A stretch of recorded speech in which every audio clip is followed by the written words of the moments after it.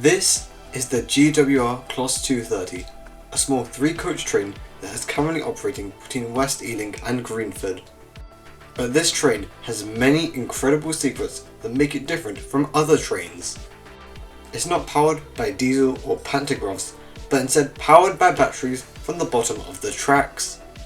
It's also an old converted D-stock train that used to operate on the London Underground District line. So join me as I travel on Britain's first battery-powered commuter train as we traverse the line between West Ealing and Greenford as we see how efficient battery can be.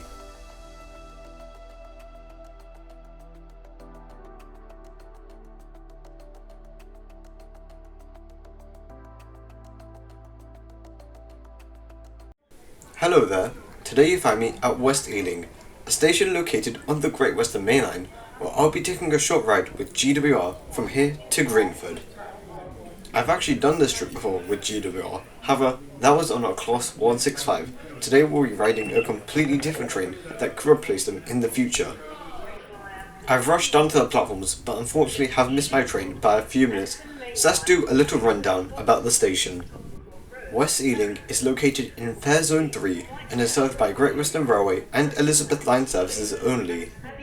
The station opened in 1871 as Castle Hill, being served by the Great Western Railway, before being renamed to Castle Hill Ealing Dean, and finally West Ealing in 1899. What a journey, honestly. This is one of those stations which most Elizabeth Line services skip, and therefore, as of 2025, this station has only seen 2.5 million annual entries and exits, which is low compared to other stations on the line, such as Ealing Broadway. Interestingly, this station was once served by Chiltern Railways for a parliamentary service to South Ruislip and High Wycombe, which I have seen once. This service has now been replaced by a bus service. This is Platform 5, where we will be waiting for our service to Greenford. If you look closely, you can see the remains of Platform 6, which was called the milk train platforms. These were used for a milk depot nearby, but has been abandoned since then. You may not be able to see the dot matrix, however, the service on this line is usually every 30 minutes, which is really odd to see for a rail line in London, where most lines are really frequent. While we wait, let's do a bit of train spotting. Freight trains are very common to see on this line as they head to the sidings near Acton Main Line.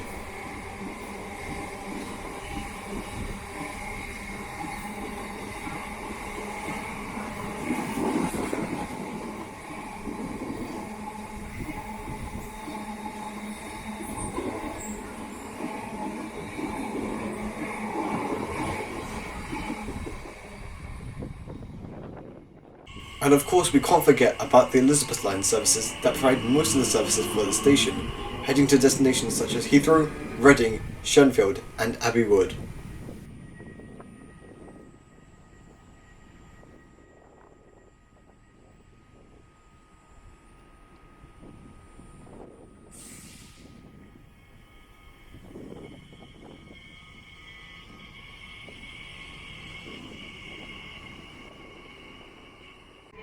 And finally, our train arrives in from Greenford. As you can see, this is not the usual Turbo Star, but instead a Class 230.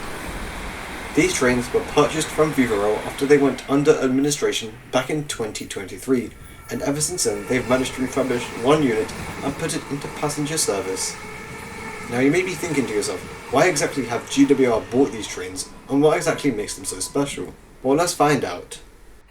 Well, firstly, there's the power source. The line to Greenford is entirely unelectrified, however these trains aren't diesel, but instead use a battery power source. When the train arrives into West Ealing, it connects to the fast charge rails in yellow here, which use line-side power packs to charge the train before it's ready to depart. There's even diagrams inside the trains that explain the charging process, which is really cool and informative. This line is definitely the perfect place to test such technology.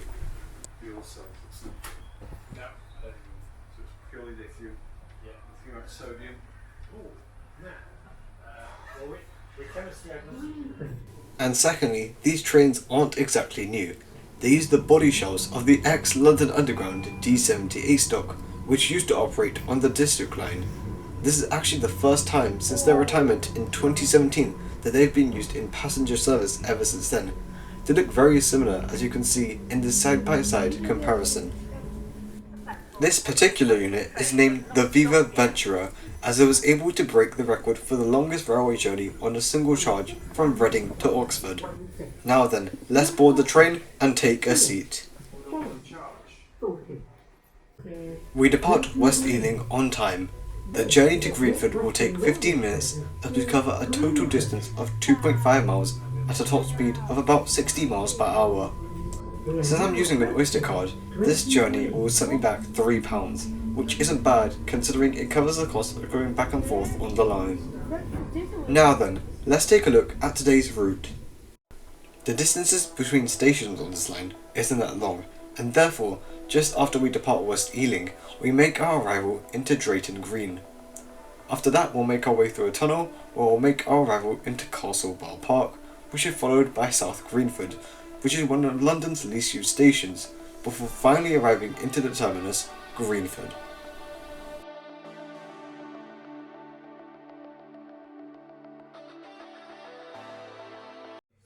I've decided to take a seat in a bay of 4, which weren't included in the original D-stock, so let's see how good these seats really are. Despite being a GWR service, the seats are not green, which is an indication that these trains were once owned by Viva Rail instead. As for the seat itself, it's pretty comfortable, however the headrest was quite hard, but that doesn't matter considering how little you'll spend sitting down on this train. Underneath the seats are both USB and plug socket charging stations, which weirdly have a switch on them. We now arrive into our first stop at Drayton Green. A common thing these stations have is that there's not much history behind them apart from the termini.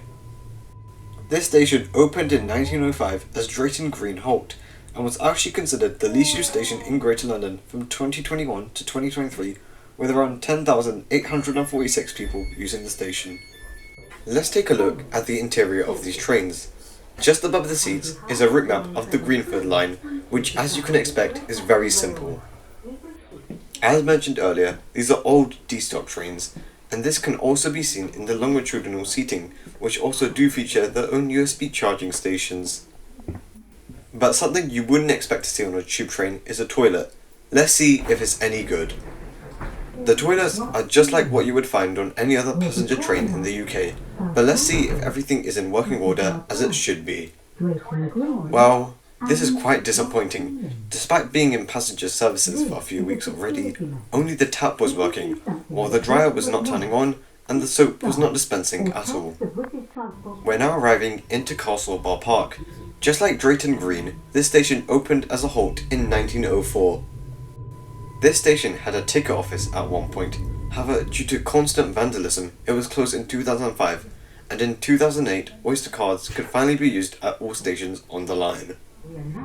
The distance between stops on this line are so short that the train doesn't actually end up going at its top speed of 60 miles per hour.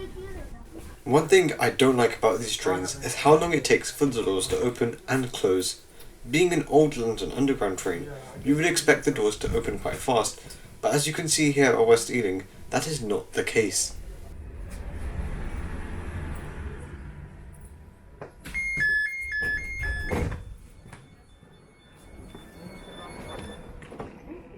We now arrive into our penultimate stop of South Greenford. This station is quite well known to be another least used station in London, with it receiving 52,212 entries and exits in 2025. As you can see on signs on the opposite platform, this station is also referred to as West Perivale for some unknown reason. With our next stop being Greenford, I think it's time I give a conclusion on today's trip. Well, I must admit, the Class 230s are much better than I thought. I assumed they would just be refurbished D-stock, but it was much more than that. With it having comfortable seating, USB charging, and even toilets inside, it definitely goes beyond expectations. My only problems with it are the slow doors and the slow speed of the trains on the line. However, I believe that these are issues that can be fixed by GWR themselves when they decide to expand on the 230 passenger operation trials to other branch lines, such as the Marlow or Windsor lines. If you liked what you saw today, then be sure to subscribe for more content just like this. Also, be sure to follow me on Instagram and join my Discord server. You can find a link to those in the description down below. And now we arrive into Greenford, the only other interchange on the line, with it receiving services from the Central Line to Ruislip and Central London. However, it's the end of the line for us here. Thanks for watching. I'll see you in the next video. Goodbye.